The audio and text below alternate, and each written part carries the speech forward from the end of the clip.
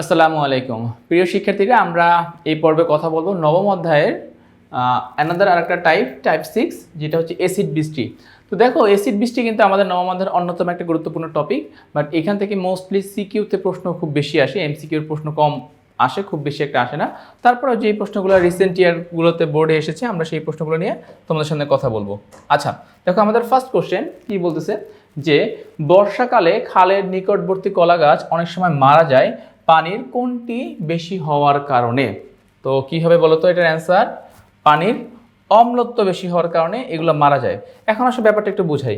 কলা গাছের মধ্যে থাকে ক্ষারীয় উপাদান, কলা গাছের মধ্যে থাকে ক্ষারীয় উপাদান থাকে কলা গাছের মধ্যে।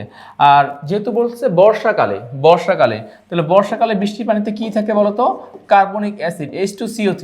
কার্বনিক অ্যাসিড কি বলতো? অম্ল বা একটা অ্যাসিড, তাই না?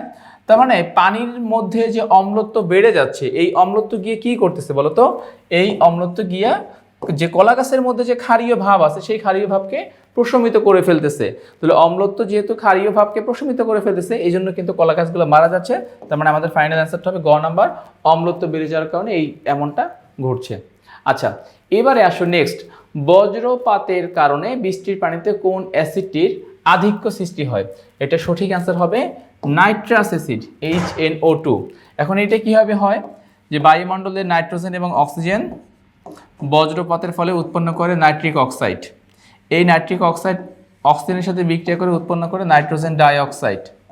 এই নাইট্রোজেন ডাইঅক্সাইড বৃষ্টি পানির সাথে বিক্রিয়া করে উৎপন্ন করে দুইটা অ্যাসিড, একটা হচ্ছে HNO2 আর একটা হচ্ছে HNO3। তো ব্যাপারগুলো কিন্তু এইভাবে ঘটতেছে। দেখো কি হয়, দেখো বায়ুমণ্ডলে এই দুইটা উপাদান প্রচুর পরিমাণে রয়েছে। নাইট্রোজেন আছে 78%, অক্সিজেন আছে 21%। তোমার বজ্রপাতের ফলে সেখান থেকে উৎপন্ন হয় এই অক্সাইডটা, যার নাম হচ্ছে নাইট্রিক অক্সাইড। এই নাইট্রিক অক্সাইড এবং অক্সিজেন বিক্রিয়া করে উৎপন্ন করে নাইট্রোজেন ডাইঅক্সাইড NO2, এবং বৃষ্টির পানির সাথে বিক্রিয়া করে, মানে নাইট্রোজেন ডাইঅক্সাইডটা বৃষ্টির পানির সাথে বিক্রিয়া করে উৎপন্ন করতেছে নাইট্রাস অ্যাসিড এবং নাইট্রিক অ্যাসিড। তো যেহেতু এখানে আমাদের নাইট্রাস অ্যাসিডটা অপশনে আছে, এখান থেকে সঠিক অ্যান্সারটা হবে আমাদের খ নাম্বার। আচ্ছা গেল এটা।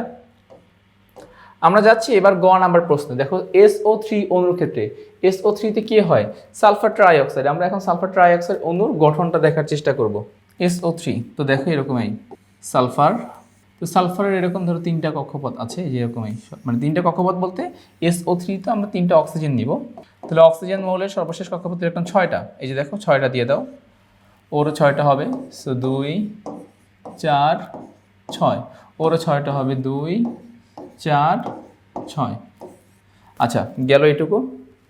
এবারে আসলে আমরা সালফারের ইলেকট্রনগুলো দিব। তো সালফার ইলেকট্রনগুলোকে আমরা ক্রস দিই, অথবা আমরা চাইলে অন্য একটা ডিফারেন্ট কালার ইউজ করতে পারি। ধরো সালফারের ইলেকট্রনগুলো লাল কালারের ইলেকট্রনগুলো হচ্ছে সালফারের। এই যে, তার মানে এখান থেকে তুমি এইভাবে সালফার ট্রাইঅক্সাইডের গঠনটা তৈরি করতে পারলা। নেক্সটে চলো কোশ্চেনগুলোতে আমরা যাই। বলতেছে যে 6টি বন্ধন জোড় ইলেকট্রন আছে, 6টি বন্ধন জোড় ইলেকট্রন আছে। তো দেখি আমরা 6টি আসলে বন্ধন জোড় ইলেকট্রন পাওয়া যায় কিনা।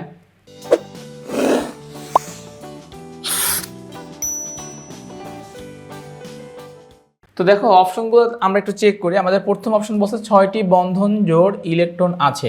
এবার দেখো তো এখানে 6টা আছে কিনা বন্ধন জোড়। 2 জোড়া, 4 জোড়া, 6 জোড়া। সো আমরা 6টা বন্ধন জোড় ইলেকট্রন পাচ্ছি। আমাদের প্রথম অপশনটি এখান থেকে আমাদের সঠিক হয়ে যাচ্ছে। আমরা যাচ্ছি আমাদের সেকেন্ড অপশন। কি বলছে? 6টি মুক্ত জোড় ইলেকট্রন আছে, 6টি মুক্ত জোড় ইলেকট্রন আছে। দেখো তো মুক্ত জোড় 6টা আছে কিনা। হ্যাঁ, 1 জোড়া, 2 জোড়া, 3 জোড়া, 4 জোড়া, 5 জোড়া, 6 জোড়া। তার মানে আমরা এখান থেকে কি পাচ্ছি? 6 জোড়া মুক্ত জোড় ইলেকট্রনও পাচ্ছি। সো 6টা বন্ধন জোড় পাচ্ছি, 6টা মুক্ত জোড় পাচ্ছি। আর কি বলছে? যৌগটি অ্যাসিড বৃষ্টি সৃষ্টি করে। হ্যাঁ, এটা সত্য। দেখো সালফার ট্রাইঅক্সাইড যখন বৃষ্টির পানির সাথে বিক্রিয়া করে, তখন সেখান থেকে উৎপন্ন হয় H2SO4। সো এখান থেকে এটাও সঠিক। 6টি বন্ধন জোড় ইলেকট্রন আছে, 6টি মুক্ত জোড় ইলেকট্রন আছে, যৌগটি অ্যাসিড বৃষ্টি সৃষ্টি করে। তো তিনটাই যেহেতু সঠিক, তেমন আমরা এখান থেকে পিক করব ঘ নাম্বারটা। ঘ নাম্বারটা হবে আমাদের সঠিক অ্যান্সার। আচ্ছা গেল এটা। তো যাচ্ছি আমরা এর পরবর্তী অংশে। দেখো পরবর্তী অংশে কি বলতেছেন।